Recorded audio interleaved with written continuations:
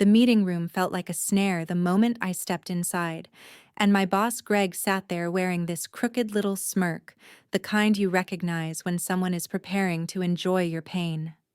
6 years of grinding myself down, 6 years of proving my worth again and again, and I honestly believed this was finally the day, my promotion to senior director. Natasha, he said, not even bothering to stand, I've got an update about the promotion we discussed. My heart pounded harder. This was supposed to be my victory. We've chosen to move in another direction. Someone more fitting came forward for the role. The words slammed into me like a blow. 6 years of staying after hours, of covering for him whenever he bungled client presentations, of polishing his image in front of upper leadership. 6 years of watching people with half my ability climb higher, while I kept hearing to stay patient. Someone more fitting, I managed to repeat. Trevor from the Atlanta office. Fresh perspective, you know. Sometimes you need someone who's not so tied to the old ways, he added. Trevor, the guy who'd been with us for barely 8 months, the same guy I had to correct 3 separate times in our last video call because he didn't grasp our client retention process. But I didn't shout, I didn't tear up, and I didn't even let my expression shift, because in that instant, sitting across from Greg as he basically told me I wasn't worthy, after everything I'd poured into this company, I remembered something crucial. Something he had no clue I knew. Before I go deeper into what unfolded next, can you please take a moment to tell me in the comments where you're tuning in from? I love seeing how far my story reaches, and make sure to hit that like button and subscribe if you want to hear how this entire situation unravels, because trust me, you will not believe what I did afterward. See, what Greg never realized was that for the past 6 years, I'd been covering the cost of his mother's care at Sunrise Manor, the most luxurious assisted living home in our city, $4,000 every single month, automatically drafted from my own account. How did it begin? Total accident. About 6.5 years ago, I was helping Greg reorganize his office because he'd asked me to handle some personal paperwork while he was traveling.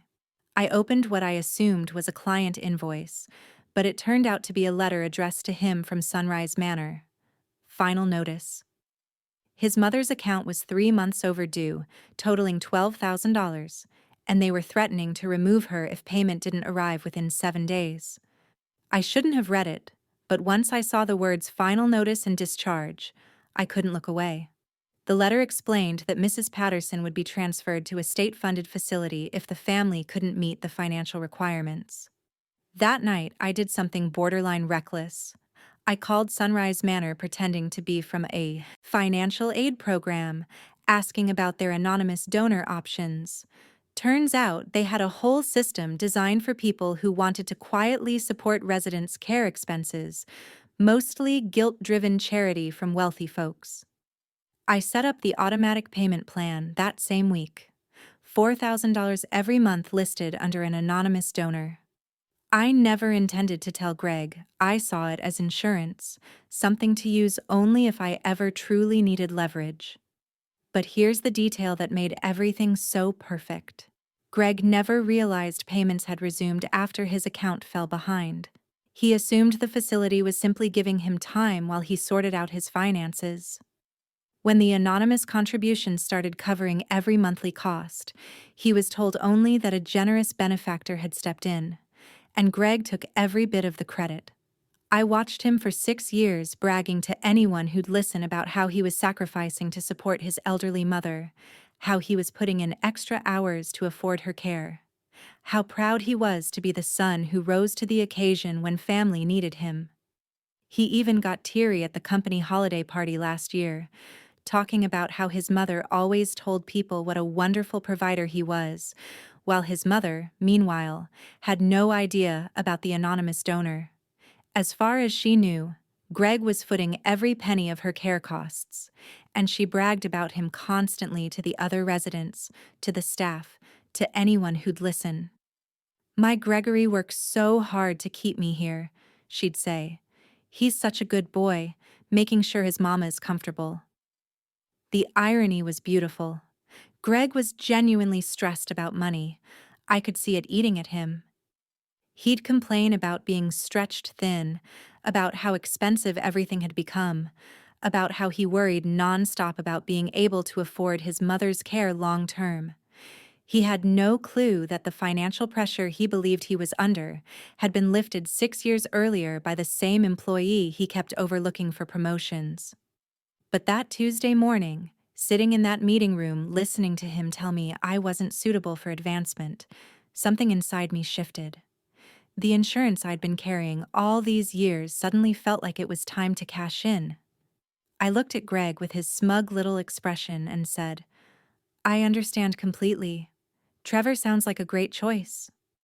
"I'm glad you're taking this so well," he said, actually sounding surprised. "Some people don't handle disappointment with such professionalism." "Oh, I've learned a lot about professionalism working here," I replied, "especially about how important it is to be honest and transparent about your contributions." He nodded like he'd offered me some profound wisdom. "Exactly. That's the kind of mature attitude that'll serve you well in your current role." Current role?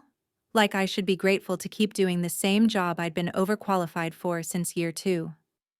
I shook his hand, thanked him for his time, and walked back to my desk. Then I opened my e-laptop and navigated to my bank's website. The automatic payment to Sunrise Manor was scheduled to process the next day. $4,000 like clockwork, as it had been for 72 months straight. I stared at that payment screen for about 30 seconds, thinking about Greg's mother telling everyone what a devoted son she had, thinking about Greg accepting praise for sacrifices he'd never made, thinking about someone more suitable getting the job I'd earned. I clicked Cancel Automatic Payment. Then I called Sunrise Manor's billing office.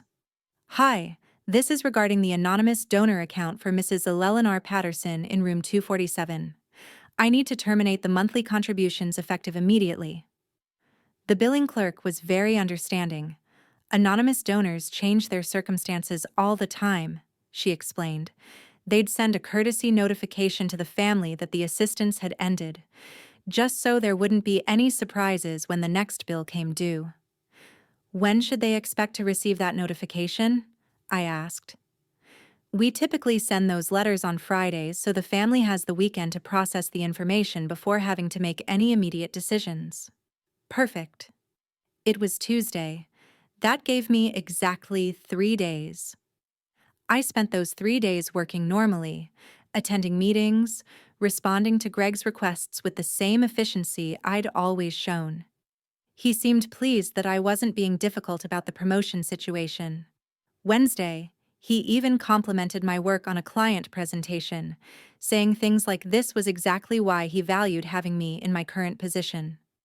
Thursday, he sent an email to the whole team about how important it was to support Trevor's transition into the senior director role, and how he knew everyone would show the same dedication and teamwork that had made our department so successful. Friday morning, I arrived early and spent some time organizing my desk. I had a feeling things were about to get very interesting. Around 11 Greg's office phone rang, then rang again and again. By noon, he was pacing behind his glass office walls, holding what looked like a very intense conversation. I couldn't hear the words, but his body language got more agitated by the minute. Friday afternoon, he left early without saying goodbye to anyone. Monday morning, Greg looked like he hadn't slept in days. His usually perfect hair was messy, his shirt wrinkled, and he kept checking his phone every few seconds, barely making eye contact during our weekly team meeting. Tuesday, I was at my desk reviewing quarterly reports when Greg appeared beside me. Not at my desk, not in my cubicle space, but literally right beside my chair, close enough to smell his cologne and see that his hands were trembling slightly. "Natasha," he said, and his voice sounded tight and strange. "I need to ask you something, and I need you to think very carefully before you answer." I looked up at him with what I hoped was an expression of polite curiosity.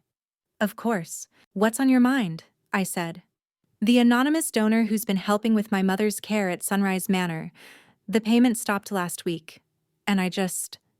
He paused, running a hand through his hair. I need to know if you know anything about who that person might be.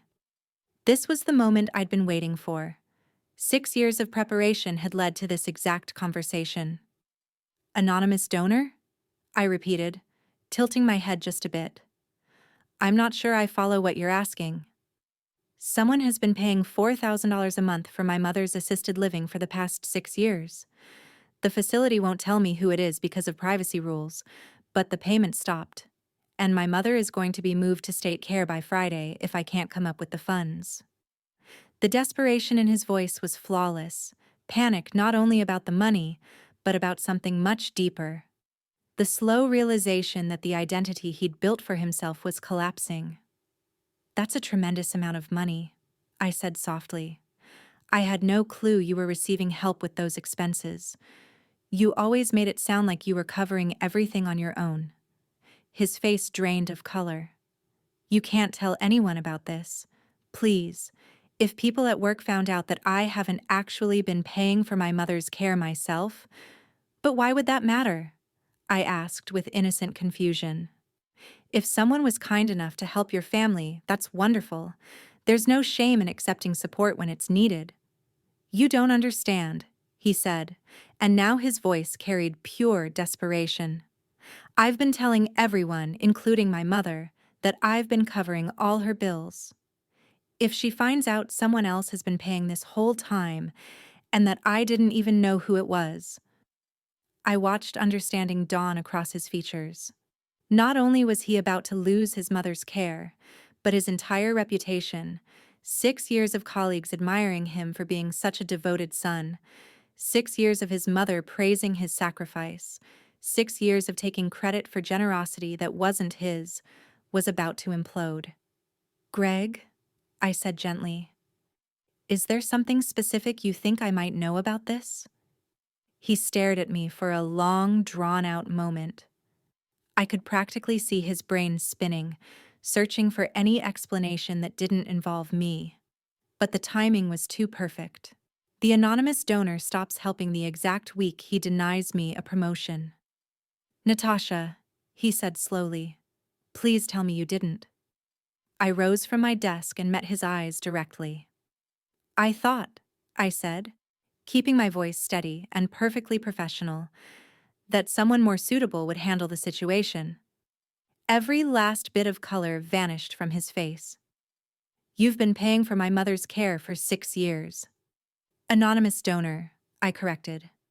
I'd never want recognition for something like that, just like I'd never want to take credit for work I didn't do, or achievements that weren't mine. He grabbed the edge of my desk like he needed something to hold him upright. Why? He whispered. Why did you help my mother? Or why did you stop? Both. Either. I don't understand. I sat back down and resumed reviewing my quarterly reports, not even looking at him as I answered. I helped because I found that final notice letter 6 years ago when you asked me to organize your office files. Your mother was about to be moved to state care, and I had the ability to prevent it. I stopped because I realized someone more suitable should probably be taking care of family financial responsibilities. Silence expanded between us. I could hear him breathing shallow and uneven. How much? He finally asked. $4,000 a month for 72 months. You can do the math. $288,000. Plus interest on the credit cards I had to use that first year before I got my finances organized enough to pull directly from savings. Jesus Christ, he breathed. Your mother will be transferred Friday unless payment arrangements are made, I said, still focused on my computer screen. The facility director suggested you visit some state care options this week to prepare her for the transition. State care, he repeated, like the words were in another language. I'm sure she'll understand once you explain that the anonymous donor situation changed. Though it might confuse her, considering she's been telling everyone how proud she is that her son can afford such a nice facility. Greg made a strangled, broken sound. The staff mentioned she talks about you nonstop. I went on. How hard you work to keep her comfortable. How she brags to the other residents about having such a successful son who takes care of his family. I'm sure that won't change even after she learns the truth about the finances. You don't understand, he said, and now there were unmistakable tears buried in his voice. She'll never forgive me. Not for lying to her for 6 years, but for not being the son she thought I was. And that's when I finally looked up at him.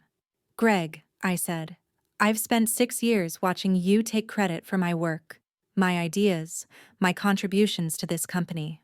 I've watched you accept praise for sacrifices you never made and achievements you never earned. I've watched you build a reputation on foundations that weren't yours. His legs seemed to give out, and he sank into the chair beside my desk.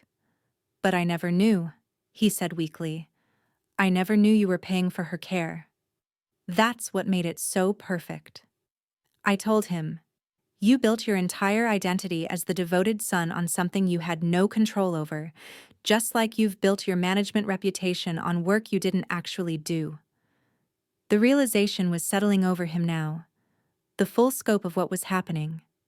Not just the immediate crisis with his mother's care, but the complete collapse of everything he'd used to define himself. What do you want? He asked finally. I don't want anything, Greg.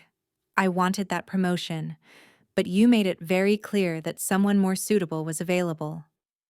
The promotion, he said, understanding dawning, finally clicking.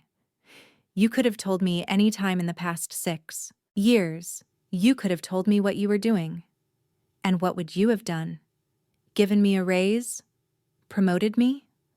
Or would you have found a way to make it about how generous and forward-thinking you were as a manager, having an employee who cared so much about company family values?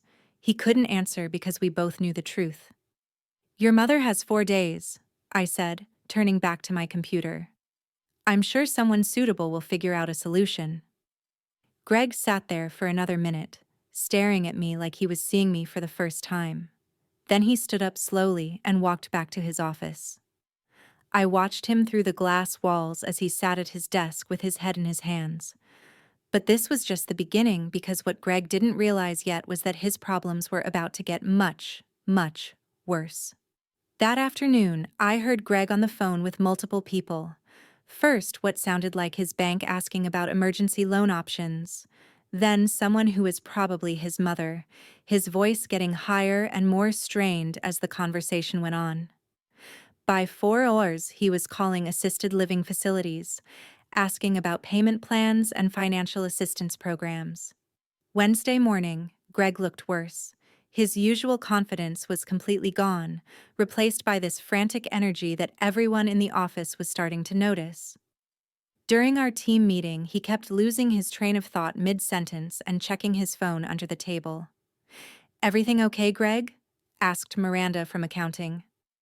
Fine, he said quickly. Just some family logistics to sort out. But it wasn't fine, and it was about to get so much worse. Thursday around lunchtime, I got a call at my direct line from someone I wasn't expecting. Is this Natasha Chen? This is Patricia Williams from Sunrise Manor's administrative office. My heart started beating faster. Yes, this is Natasha.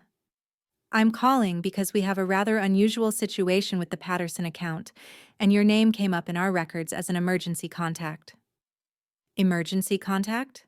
I'd forgotten about that detail from 6 years ago when I'd set up the payment system. They'd asked for someone to contact if there were ever issues with the anonymous donor account, and I'd given them my information. What kind of situation? I asked. Well, Mr. Patterson came in yesterday, quite upset about the anonymous donor payments ending. He was asking a lot of questions about who had been making the contributions, and he seemed to think it might be someone he worked with. This was interesting. I see. The thing is, he's been telling his mother and our staff for years that he was personally covering all her care costs. But when we pulled the account history to help him understand the payment situation, it became clear that he hasn't made a single payment toward her care since 2019. 2019, the year I'd started the anonymous donations. That must be confusing, I said carefully. Miss Chen, I need to ask you directly. Are you the anonymous donor who's been covering Mrs. Patterson's expenses? I took a deep breath. Yes. Can I ask why you stopped the payments? This was the moment I'd been preparing for, though I hadn't expected it to come from the facility directly. My circumstances changed, I said. I'm no longer in a position to continue that level of financial assistance. I understand completely, Patricia said. These arrangements change all the time, but I'm calling because Mr. Patterson is making some rather serious accusations about the timing of your decision. And frankly, we're concerned about the family dynamics here. What kind of accusations? I asked. He's suggesting that you deliberately timed the payment cancellation to coincide with some workplace conflict. He's quite agitated and has been making phone calls from his mother's room, disturbing other residents. He's also upsetting our billing staff by demanding information we legally cannot share regarding donor confidentiality. Greg was unraveling, and he was doing it in full view of everyone. Patricia, I said, I made those payments for 6 years because I chose to. I stopped them for personal reasons. Mr. Patterson's workplace issues have nothing to do with his mother's care, and I'm sorry he's suggesting otherwise. Of course, she replied. I just wanted to reach out to you directly because Mrs. Patterson is asking many questions about why her son seems so distressed, and we want to make sure we're handling the situation correctly. After I hung up, I realized Greg's problems were expanding in ways he probably never imagined. Not only was he facing financial disaster and family humiliation, but he was leaving behind a trail of erratic behavior that could haunt him professionally. Friday morning, the day his mother was scheduled to be transferred, Greg didn't come to work. But Trevor did. Trevor, the golden boy from Atlanta who'd taken the promotion meant for me, walked into our morning meeting looking confused and uneasy. Has anyone heard from Greg? He asked. We were supposed to review the transition timeline today, but he's not answering calls or emails. Miranda checked her calendar. He didn't mark anything about being out on the shared schedule. This is strange, said Kyle from development. Greg never skips meetings without notice. I stayed silent, but I was wondering what was happening at Sunrise Manor. Had Greg managed to gather the money? Had his mother been transferred? Was he dealing with the fallout of 6 years of deception finally hitting him? My question was answered around noon when my desk phone rang again. Natasha, this is Patricia from Sunrise Manor once more. I'm sorry to trouble you, but we have a situation that needs clarification. What's going on? I asked. Mrs. Patterson's transfer was supposed to happen this morning, but Mr. Patterson arrived with a cashier's check for $12,000, enough to cover the immediate debt and buy some time. However, there's been an incident. What kind of incident? I asked. Mrs. Patterson apparently overheard her son arguing with our billing director about payment histories and anonymous donors. She became extremely upset and demanded to know what was going on. When Mr. Patterson tried to explain the situation to her, Patricia paused, and I could hear muffled voices behind her. Let's just say Mrs. Patterson is not pleased to discover that someone else has been covering her care, while she has spent years boasting about her son's financial support. Oh no, this was spiraling even further than I expected. She's currently refusing to speak to her son and has asked that he not be allowed into her room until she decides whether she can forgive him for making her look foolish in front of everyone here. The devastation was total. Not only had Greg's financial image collapsed, but his relationship with his mother might be permanently damaged. Patricia, I never intended for Mrs. Patterson to be hurt by any of this, I said, and I meant it. I genuinely only wanted to help when I began making those payments. I understand, she said, and please don't feel responsible for their family dynamics. But there's one more thing I need to mention. Mr. Patterson has been pressing our staff for your personal contact information. We haven't provided it, of course, but he seems very determined to speak with you directly. That afternoon, Greg finally showed up at work. He looked like he'd been through a storm. His shirt was rumpled, his hair disheveled, and his eyes were red, like he'd been crying or hadn't slept in days. He walked straight to my desk without even passing his office. "We need to talk," he said, his voice barely steady. "I'm working," I replied without looking up from my screen. "My mother won't talk to me. She thinks I'm a liar and a fraud. The entire facility staff knows I haven't been paying her bills. I had to borrow against my house just to stop her transfer, and she still may never forgive me." I finally looked at him. "I'm sorry your mother is upset." "Sorry?" His voice rose and people began glancing over. "You destroyed my family and you're sorry?" "Greg," I said calmly, "I supported your family for 6 years. You ruined your own reputation by taking credit for something you didn't do. You could have told me. You could have said something. And then what? You would have felt obligated to repay me. You would have given me that promotion out of guilt. You would have treated me differently because you owed me money." He stared at me, and I could see him realizing I was right.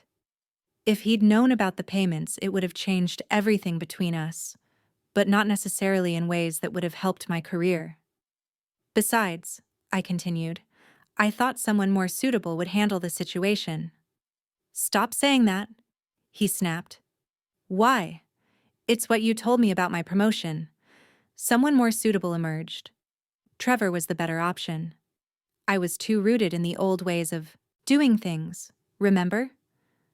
That's when Trevor himself appeared beside us, looking painfully uneasy. "Hey, Greg, I've been trying to reach you all morning. We really need to go over these client files before my presentation on Monday." Greg turned to Trevor, and I watched something shift behind his expression. Not anger exactly, but a kind of frantic calculation.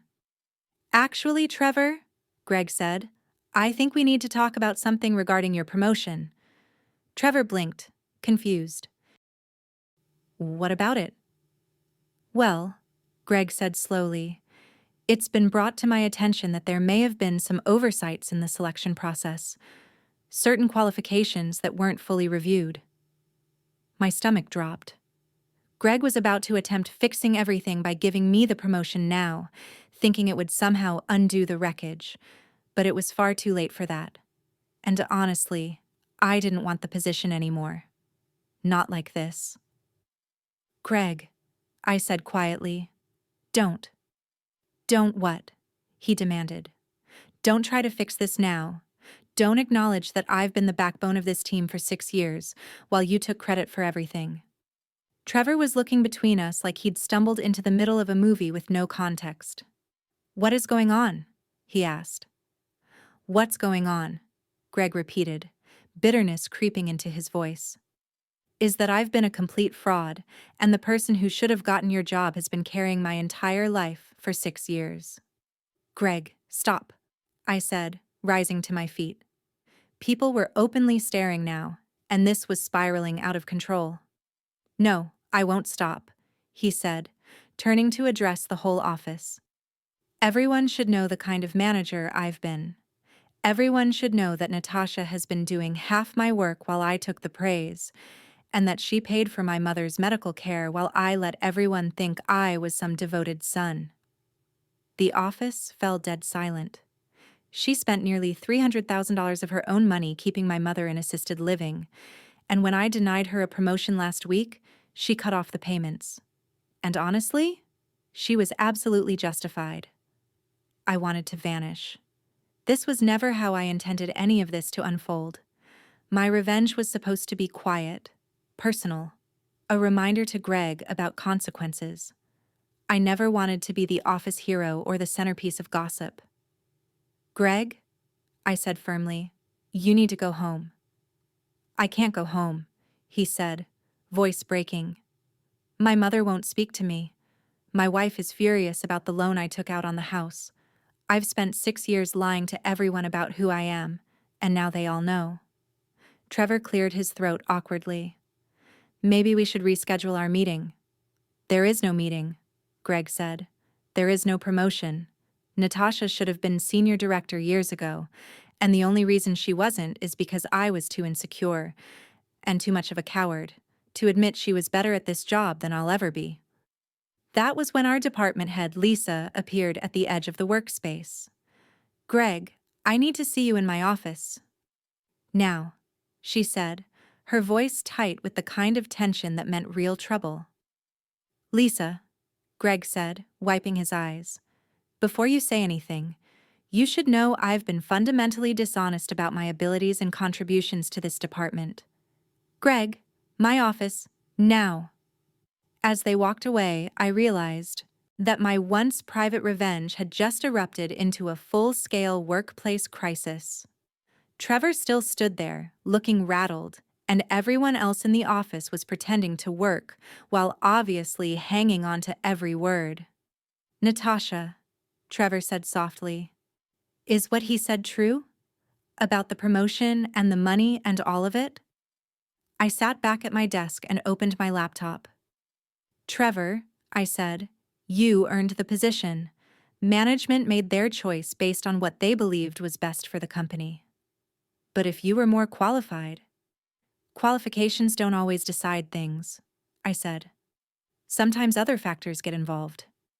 He lingered a moment longer, clearly wanting to ask more, but I focused on my screen until he finally walked away. 20 minutes later, Lisa returned, without Greg. "Natasha, can I speak with you privately?" We stepped into the small conference room and she shut the door. "I need you to explain what really happened here," she said. So I did. I told her about finding the letter, about the anonymous payments, about Greg taking credit for his mother's care while believing he was financially drowning. I told her about the promotion decision and why I finally stopped the payments. "You paid nearly $300,000 for your boss's mother's medical care," Lisa repeated slowly. "I did. For 6 years. Yes." And he had no idea. Not until this week. Lisa leaned back in her chair. "Natasha, this is the most tangled workplace situation I've ever run into." "I understand if there need to be consequences," I said. "I know my choices created a conflict of interest, even if Greg had no idea about it." "Consequences?" Lisa stared at me like I'd lost my mind. "Natasha, you essentially covered an employee's family responsibilities out of your own wallet for 6 years. That isn't a conflict of interest. I don't even know what that is." "It only became a conflict when I used it as leverage," I admitted. "Did you, though? Or did you simply stop doing something incredibly generous when you realized that generosity wasn't being valued?" I didn't answer that. "Greg has been placed on administrative leave while they review his management conduct," Lisa added. "Apparently, this situation has encouraged other team members to speak up about him taking credit for their efforts and contributions." That caught me off guard. I hadn't realized others had witnessed anything. "We're going to need to reorganize this department," Lisa continued. "And honestly, we're going to need someone to guide that restructuring. Someone who understands the team dynamics and has the trust of the employees." I watched her closely. "What are you asking me?" "I'm asking if you'd consider Greg's role, not the senior director job Trevor got, but the department head position, Greg's actual job." I sat there for a moment, absorbing her words. 6 months ago, I would have leapt at the chance. But now, after everything that had unfolded, I wasn't sure I even wanted to remain with this company. "Can I think about it?" I asked. "Of course, take the weekend. But Natasha, I want you to know that what you did for Greg's family, no matter how it ended, shows a level of integrity that's rare in the corporate world. We'd be fortunate to have you in leadership." That evening, I drove to Sunrise Manor. I'd been thinking about Mrs. Patterson all day, worried about how she was coping with everything. At the front desk, I asked if I could visit her briefly. "Are you family?" the receptionist asked. "No, but I'm the one who handled her financial arrangements. I just wanted to confirm she was all right." The receptionist made a quick call, then nodded. "Room 247, but please keep it short. She's had a rough day." I tapped gently on Mrs. Patterson's door and heard a faint, "Come in." She sat in her chair beside the window, looking smaller and older than I expected. When she saw me, her eyes widened slightly. "Are you the girl paying for my care?" "Yes, ma'am, I'm Natasha." "Sit down, dear," she said, motioning to the chair across from her. "I need to understand something." I waited. "Why?" she asked plainly. "I found a letter saying you were going to be moved to a less comfortable facility," I told her. "I had the means to stop that, so I did." "For 6 years?" "Yes, ma'am. And my son never knew." "No, ma'am." She stayed quiet for a long time, staring out the window. "He's a good boy," she said at last. "Not perfect, but good. He just wanted everyone to believe he was more capable than he truly was." "I know," I said. "Are you angry with him?" I thought carefully. I was, but mostly I'm just disappointed. "He made you feel small," she said, not questioning. "Yes. I'm sorry about that, dear. And I'm sorry he claimed credit for your kindness. That wasn't right. Mrs. Patterson, I hope someday you can forgive him. I believe he really does love you. He just got tangled up in trying to be someone he wasn't."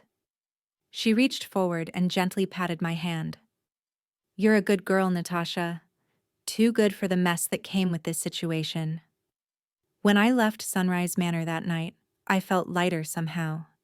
Not because everything was fixed, but because I remembered why I had helped in the first place. Not as leverage or insurance, but because someone needed support, and I could give it. Monday morning, I walked into Lisa's office and accepted the department head position. Trevor kept the senior director role, and honestly, he's turned out to be quite good at it. Being dropped into a chaotic mess forced him to mature quickly, and he's been nothing but respectful and cooperative since everything unfolded. Greg never returned to work. Office gossip said he accepted a job with a smaller company in another city, and that he and his mother eventually reconciled.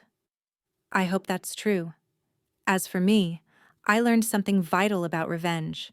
The strongest kind isn't about tearing someone else down. It's about refusing to keep participating in something that diminishes you. For 6 years, I upheld Greg's false version of himself while shrinking my own worth. When I stopped doing that, the natural consequences handled everything else. Sometimes the best revenge is simply stepping back and letting people deal with the reality they created for themselves. If this story struck a chord with you, I'd love to hear your thoughts in the comments. Have you ever felt undervalued despite everything you gave? How did you respond? And please hit that like button and subscribe if you want more stories like this one. Sometimes the most astonishing things that happen to us are the ones that are completely true.